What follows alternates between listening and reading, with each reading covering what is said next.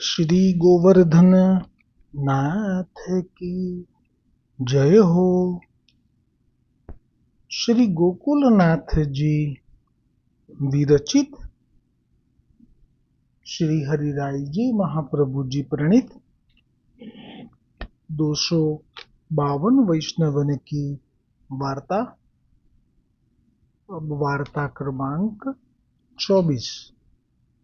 अब श्री गुसाई जी के सेवक कृष्णदास कायस्थ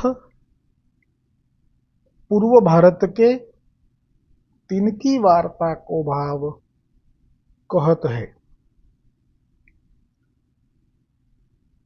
भाव प्रकाश में श्री हरिराय जी महाप्रभु जी वर्णन करता कहे छे, ये राजस भक्त है। लीला में इनको नाम नीलवर्णी है। सो नीलवर्णी नीलकंठी ते प्रगटी है, ताते इनके भाव रूप है। सो ये पटना ते उरे में कोस 10 पर एक गाम है।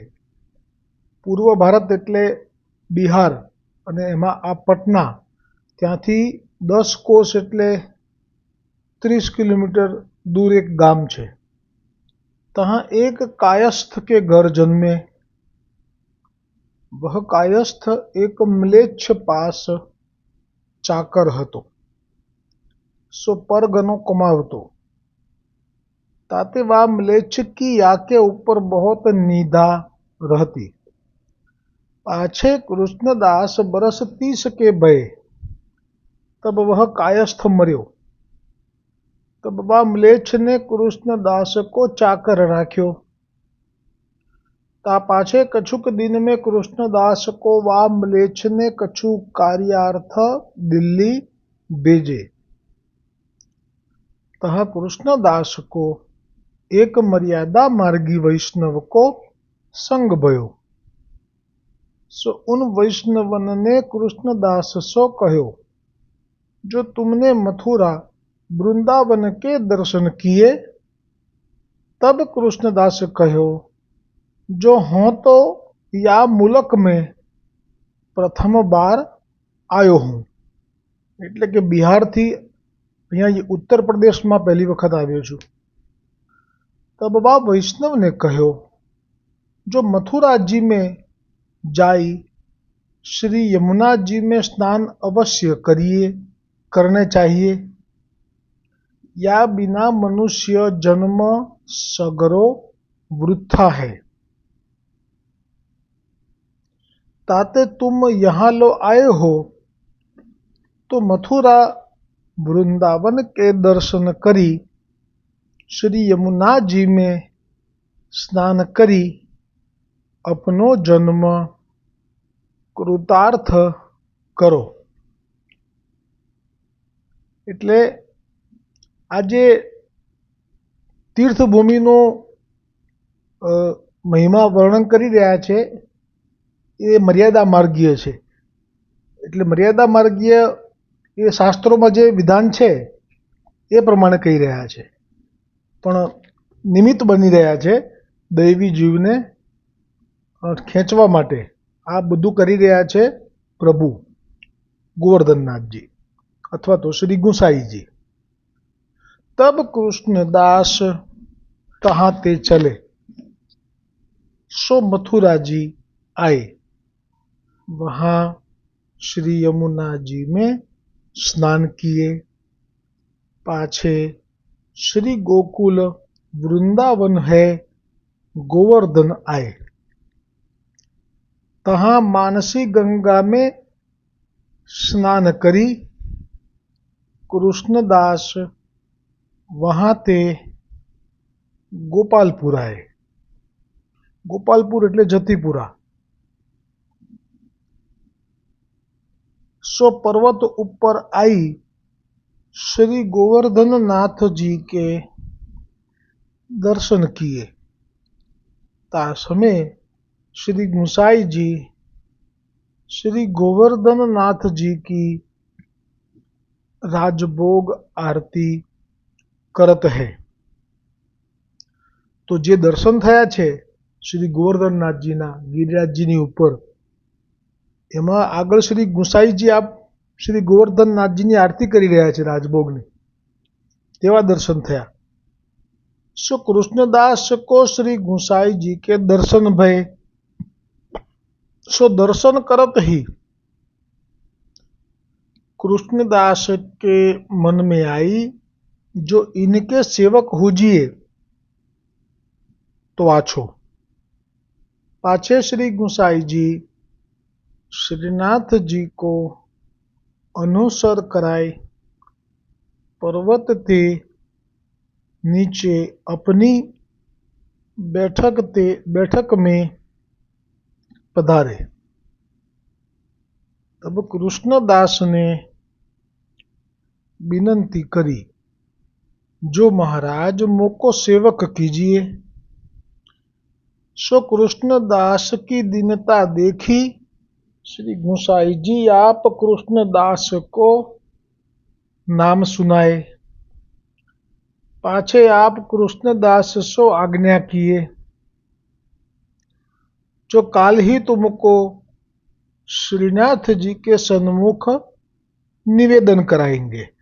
એટલે જો અહીંયા પણ નામ આપ્યું એવું લખ્યું, એવું દર્શન થયું શ્રી ગોકુલનાથજીને કે કૃષ્ણદાસ કો નામ સુનાય, અને પછી કહ્યું આપે આજ્ઞા કરીને કે આવતીકાલે શ્રીનાથજીની સન્મુખ નિવેદન કરાવીશું।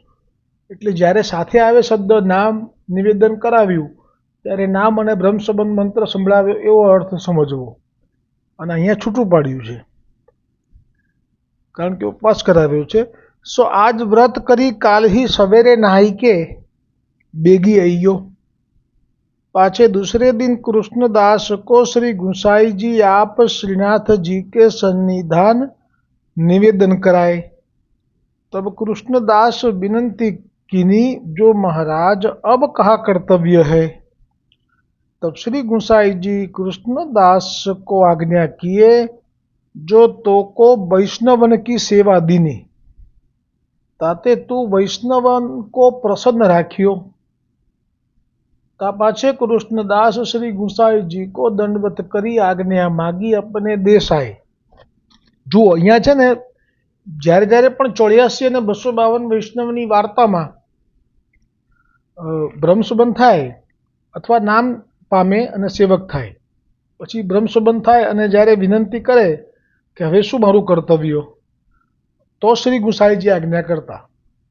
જેમ કે હમણાં પ્રસંગ ગયો પેલો માલાવાલા વૈષ્ણવનો, પટેલનો, એમાં આવ્યું કે એના ગામમાં દ્વારિકા પધારી રહ્યા હતા, માર્ગમાં ગામમાં શ્રી ગુસાઈજી પધાર્યા તળાવને કિનારે, અને દૂર માટી ખોદી રહેલા આ કણબી પટેલને દર્શન થતાં સેવક થવાનો ભાવ થયો, અને પછી શ્રી ગોકુલનાથજીએ દર્શન કરાવ્યું કે આ ગામમાં પછી બીજા અનેક દૈવી જીવો વૈષ્ણવ થયા, પણ ક્યાંય એવું નથી આવ્યું કે બધાને માથે પધરાયા ઠાકોરજી, જેમ કે આ પટેલના માથે બી નહોતા પધરાયા।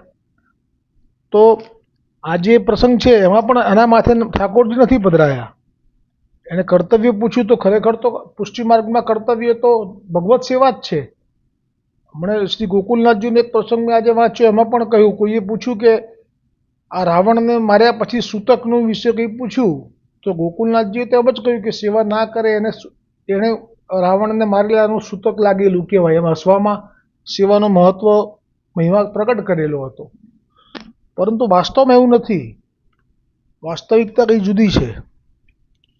તો વૈષ્ણવન કી સેવા દીની, એટલે હવે એમને જે સેવાનું કીધું કર્તવ્યનું, તો વૈષ્ણવની સેવા કરજો એવું કહ્યું।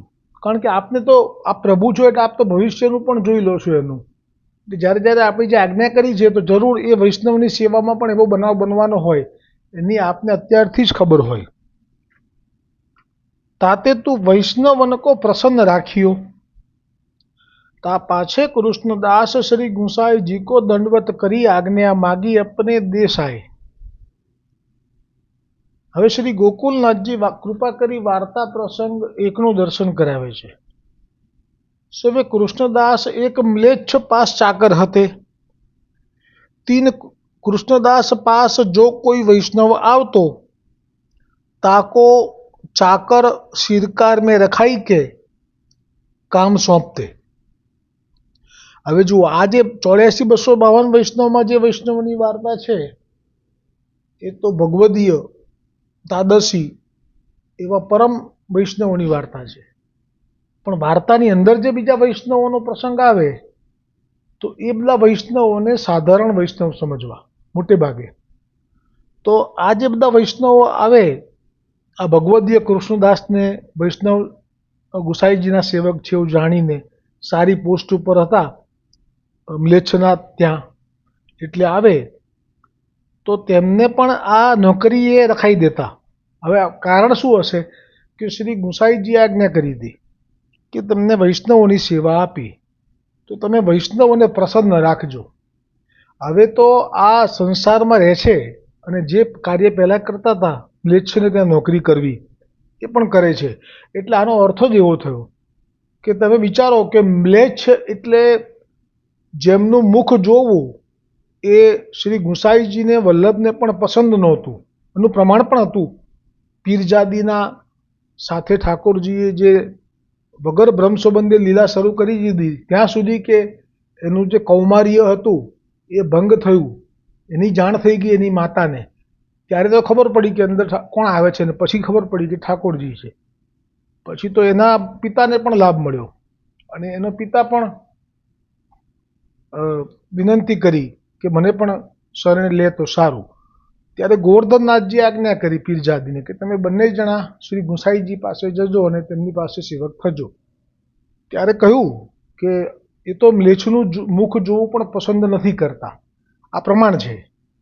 પરંતુ જ્યારે વ્યવહારની વાત આવે છે કે જેમાં બ્રહ્મસંબંધ નથી કે વૈષ્ણવ નથી, પણ વ્યવહારમાં જો કોઈ વૈષ્ણવના એ શેઠ છે કે વૈષ્ણવના કોઈ એ ઉપરી છે કે જેને ત્યાં વૈષ્ણવ ચાકર થઈને કામ કરે છે, તો એના માટે શ્રી ગોકુલનાથજી આજે દર્શન કરાવે છે એમાં ક્યાંય ધૃણા નથી. ઉપરથી એમના વખાણ પણ થયેલા છે કે આ તો પુષ્ટિ ધર્મને પણ પામી ગયો અથવા તો જાણી ગયો, અથવા તો જો આ કેટલો દયાળુ છે, આનામાં કેટલી બધી દયા છે, વગેરે વગેરે ઘણા પ્રસંગો છે એવા અનેક ટુ અનેક.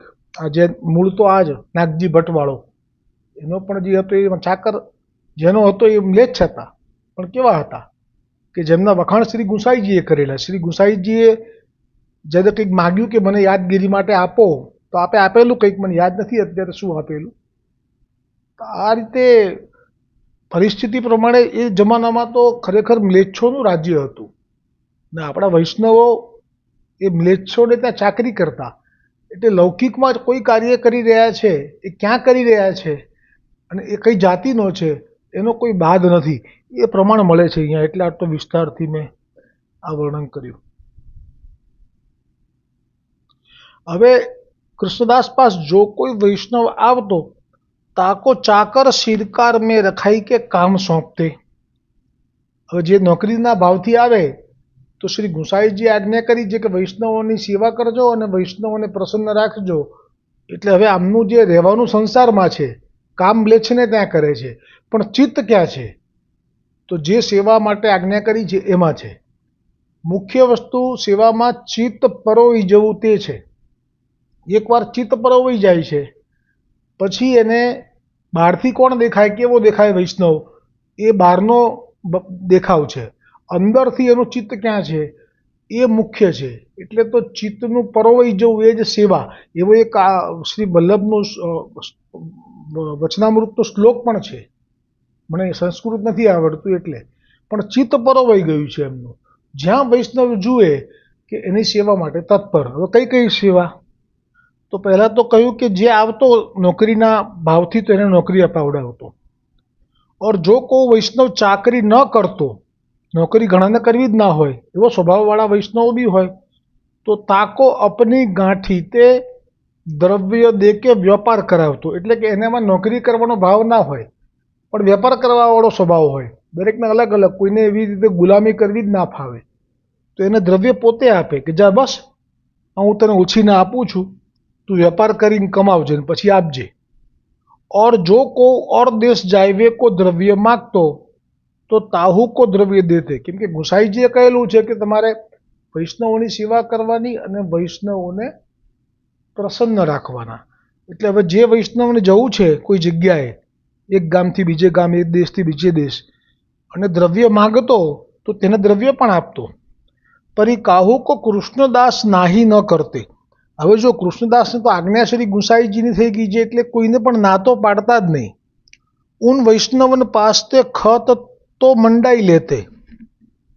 હવે વૈષ્ણવ પાસે ખત તો મંડાઈ લેતા, એટલે કે એક લખાણ જે કરવું પડે ને કે ભાઈ આજ રોજ આ તારીખે આ તિથિએ આ વારે આટલા રૂપિયા કૃષ્ણદાસ મને આપી રહ્યા છે, આ મારી સહી અને આ આપવા માટે હું બંધાયેલો છું, જેથી કરીને એક ઔપચારિકતા.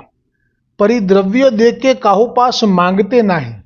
આપી દે ખરા પણ પછી માગે નહીં એની પાસે કે ભાઈ પાછા તો આપ, તું લઈ ગયો છું તો. કેમ કે વૈષ્ણવ છે. એસે કરત કેતેક દિન ભય.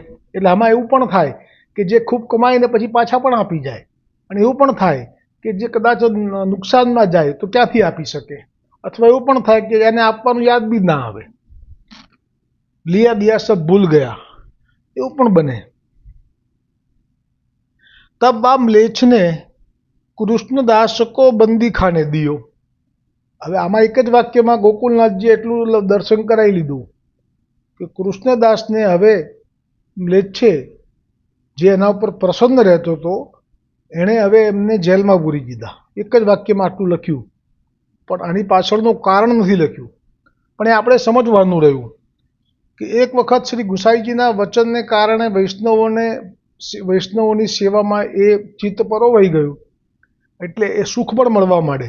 હંમેશા આજ્ઞા થાય વલ્લભ કે વલ્લભ કુલની, અને જો સેવા કરીએ તો સુખ પણ મળવા માંડે. એટલે જેવું એ વૈષ્ણવને કંઈ આપે, નોકરીએ રખાવે કે કંઈ બહાર જતો હોય દ્રવ્ય આપે, તો એને અંદર પણ એટલો બધો આનંદનો અનુભવ થાય. કેમ કે શ્રી ગુસાઈજીની આજ્ઞાનું પાલન કરી રહ્યો છે. એટલે સ્વાભાવિક જ ભીતરમાં રહેલા શ્રી ગુસાઈજી, હૃદયમાં રહેલા શ્રી ગુસાઈજી પ્રસન્ન થઈ જાય. હવે એ આનંદના ભાવમાં એવા મગ્ન થયા કે પછી તો એ જે દ્રવ્ય આપતો હશે એમાં કદાચ મૂડી હોય મ્લેચ્છની, એ પણ આપવા લાગ્યો. બ્રેક ના વાગી. કેમ કે કહેલું ને કે સદાય વૈષ્ણવને પ્રસન્ન રાખજો. એટલે હવે બ્રેક ફેલ થઈ ગઈ. એટલે પોતાનું ધન ના હોય તો ના પાડવી જોઈએ, પણ હવે એ ના પાડી શક્યા. કેમ કે શ્રી ગુસાઈજીએ કહેલું કે વૈષ્ણવને પ્રસન્ન રાખવાના. હવે એને જો મૂડી પણ ગઈ એ કોની? પેલા મ્લેચ્છની. હવે એને તો કંઈ ધર્મ કે દયા પ્રેમ તો હોય નહીં હિન્દુ માટે. એને તો હિસાબ માંડ્યો અને ખબર પડી કે મારા રૂપિયા નથી, તો પછી તું ભરી દે, નહીતર તું જેલમાં રહે. આવું ના કરે તો એનો ધંધો કેવી રીતે ચાલે? એટલે નિયમ જે હોય ન્યાયનો, એમાં એને બંદીખાનામાં પૂરી દીધો. સો तीसरे दिन वह म्लेच्छ ने फेरी कृष्णदास को अपने हजूर में बुलाई के 20,000 रुपया कृष्णदास पास सो दंड मांग्यो. 20,000 रुपया दंड तरीके मांग्या. तब कृष्णदास वासो कहे जो मेरे पास तो द्रव्य नाही सो तुमको देहूं. तब वाने फेरी बंदी खाने में कृष्णदास को दिवाई दियो. सो केतेक दिन को कृष्णदास को पुरोहित बंदी खाने में कृष्णदास पास आए. कृष्णदास सो कहो जो तुम क्यों बैठी रहे हो? तब कृष्णदास अपने पुरोहित सो कहे जो 20,000 रुपया तो माँ पास ते दंड मांगत है, मो पास ते दंड मांगत है. तब वह पुरोहित कृष्णदास सो कहो जो तुम देत क्यों नहीं? तब कृष्णदास ने पुरोहित से कहो जो कहाँ ते देऊं, मेरे पास तो द्रव्य कोई नहीं. जो आज जे वाक्य है ने बहु ज भगवदगीता लक्षण प्रकट करतो वाक्य है आ कि मेरे पास तो द्रव्य कोई नहीं. तो आ जયારે बोल्या કૃષ્ણદાસ કે મારી પાસે દ્રવ્ય નથી, ત્યારે ખરેખર જ દ્રવ્ય નહોતું એવું નથી. એમણે પોતાનું પાસેનું દ્રવ્ય અને આ મ્લેચ્છનું પોતાની મૂડીનું દ્રવ્ય, જે બીજાનું કહેવાય પારકાનું, એ બધું થઈને વૈષ્ણવને તો જ્યારે જ્યારે માગ્યું ત્યારે આપેલું જ છે.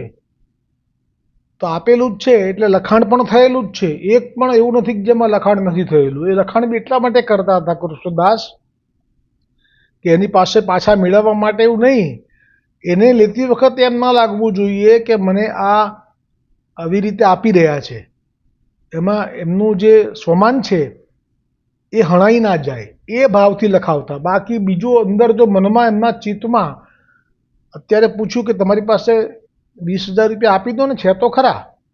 પુરોહિતને મનમાં આ બધું છે, કેમ કે એનામાં લૌકિક બુદ્ધિ છે કે તમે આપ્યા જ છે તો તમારો હક બને છે પાછા લેવાનો.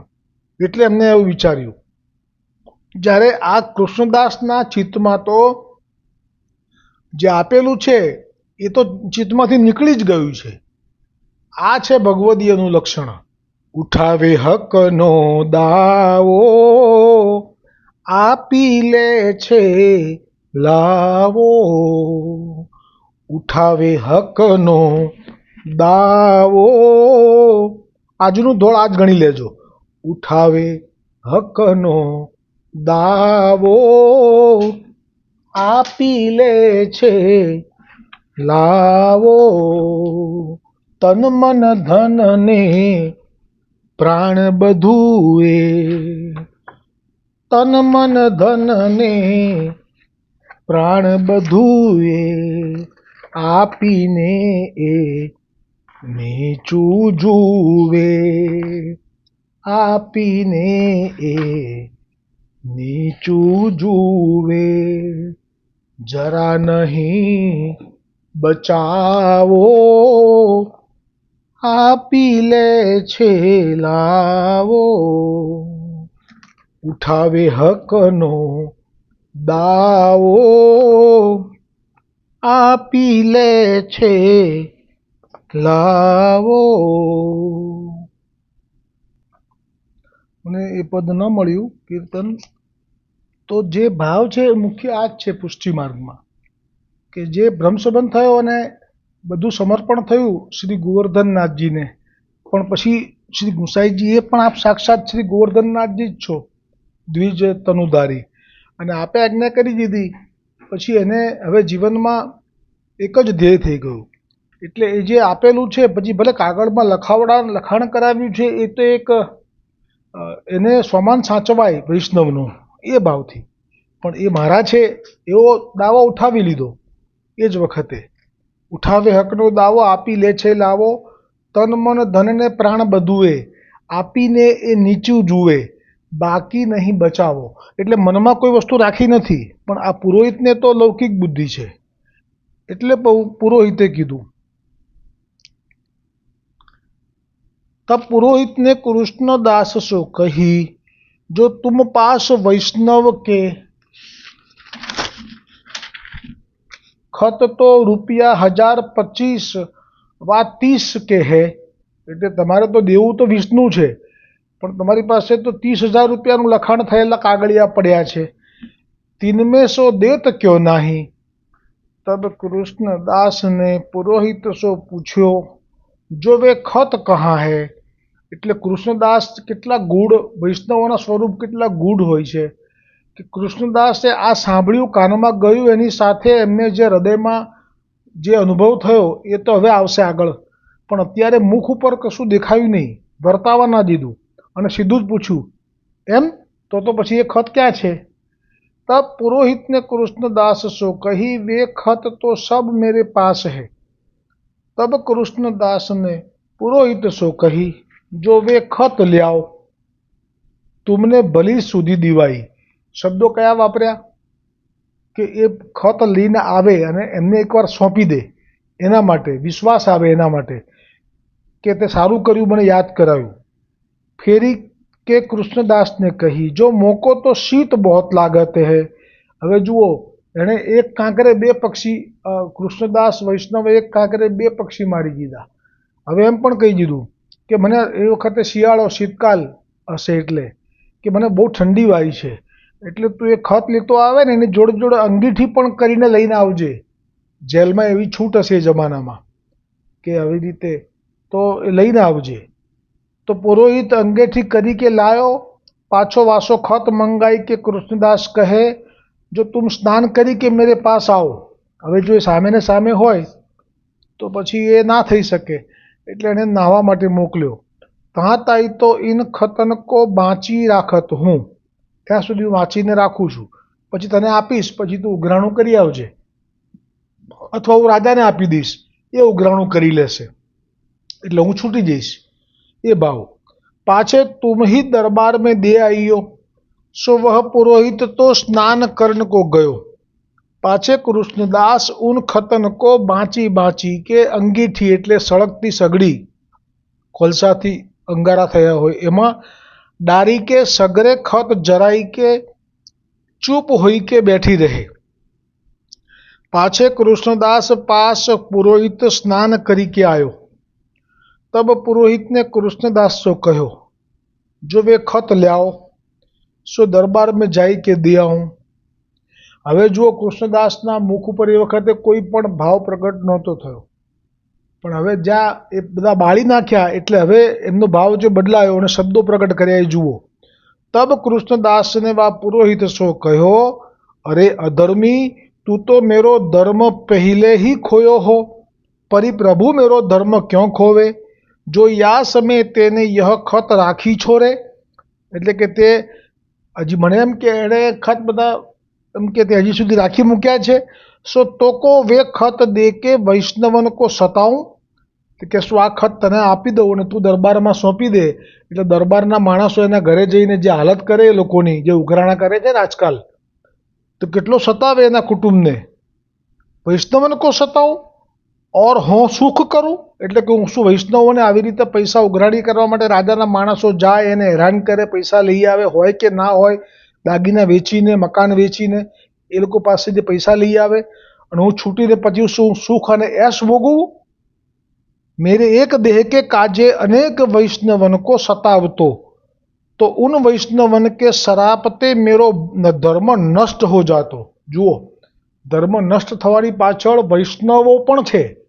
જો વૈષ્ણવો અંદરથી હાય કાઢે કે નિશાસો કાઢે કે શ્રાપ કાઢે તો વૈષ્ણવથી પણ વૈષ્ણવનો ધર્મ નષ્ટ થઈ જાય। अब तो मेरे या देह के भोग पूरो होइगे तब ही छूटूंगो, नाही तो यह देह छूटेगी। વૈષ્ણવોની તૈયારી કેવી છે કે જો મારો ભોગ લખ્યો હશે છૂટવાનો તો આ રાજા મને ત્યાં સુધી રાખી નહીં શકે, પછી મને છોડી દેવો પડશે, પછી હું છૂટી જઈશ।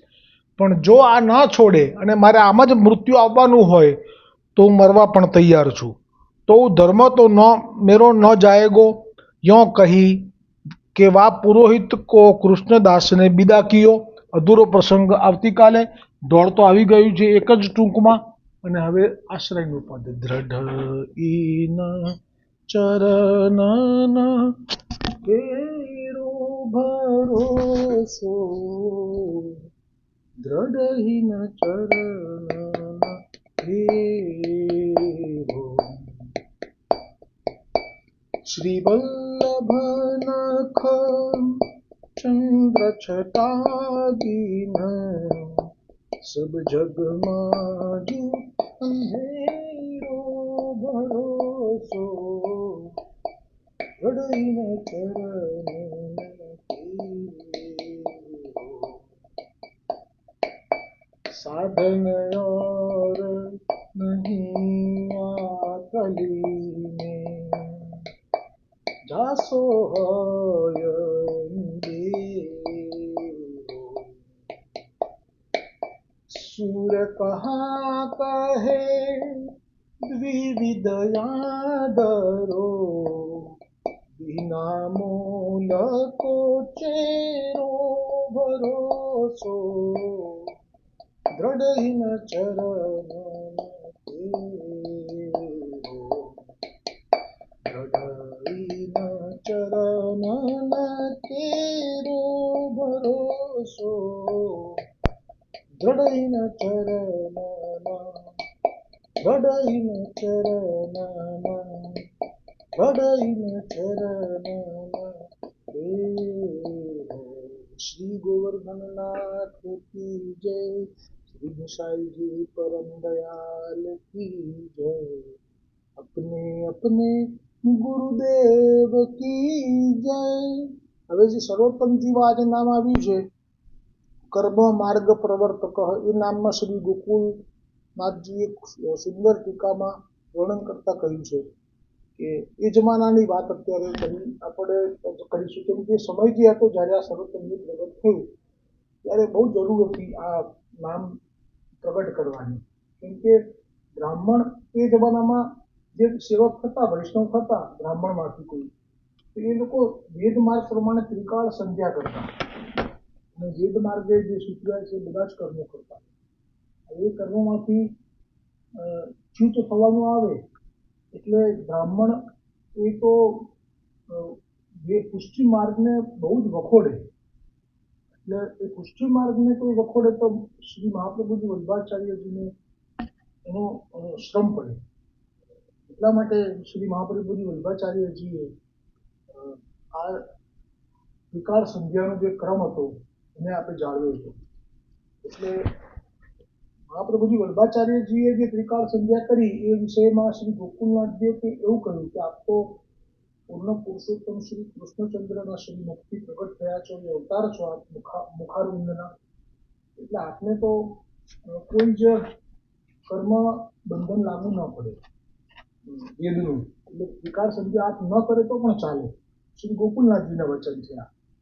પરંતુ એટલા માટે કર્યું કે આ બ્રાહ્મણો જે છે, જે વૈષ્ણવ નથી, દૈવી નથી, એમના ઘરમાંથી કે એમના કુટુંબમાંથી જ્યારે કોઈ દૈવી જીવ શરણે આવે છે ત્યારે એમને જો એ સેવા પધરાવે છે તો સેવા પછીનું જે સુખ છે એ તો પેલા જે દૈવી નથી એમને ન સમજાય. એટલે સેવાના સુખમાં ડૂબી જતા આ બધું છૂટવા લાગે છે.